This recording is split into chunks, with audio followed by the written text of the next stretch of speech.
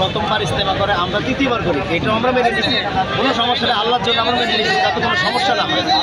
কারণ তবলিগের মেহনতে কোনো এরকম সহিষ্ণুতা নাই। তো এই জন্য কিন্তু প্রথমবার ইস্তেমা করার পরে দেখা যায় আমরা যখন দ্বিতীয় পর্বে যাই, তখন আমরা পুরো মাঠ অবস্থা খুব খারাপ, আমরা এগুলোকে আবার ঠিক করতে হয়, মাইক এরকমভাবে টয়লেট, তারপরে যে বিদেশিকে আমরা এই যে চুলা সব কিছু অবস্থা খুব খারাপ। এই জন্য এবার আমাদের মুরব্বীরা বলতেন আমাদেরকে এবার এই ইস্তেমা করতে দেওয়া হোক প্রথম পর্বে। তো এই দাবি নিয়ে যখন আসছে, তারা সাত সাহেব আমার দ্বারা তোমার আমরা বিশ্ব আমির এবং আমরা আমির হিসেবে মেনে মেহনত করতেছি।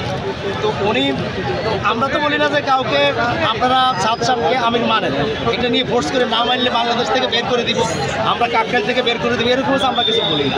আপনার সব জায়গায় আমাদের একজন আমির আছে, হেফাজত ইসলামের আমির আছে, এরপরে সরমানের আমির আছে, সব সংগঠনে দেখেন জামাত ইসলামের একজন আমির আছে, আমরা একজন আমির মেনে মেহনত করছি এতটুকু।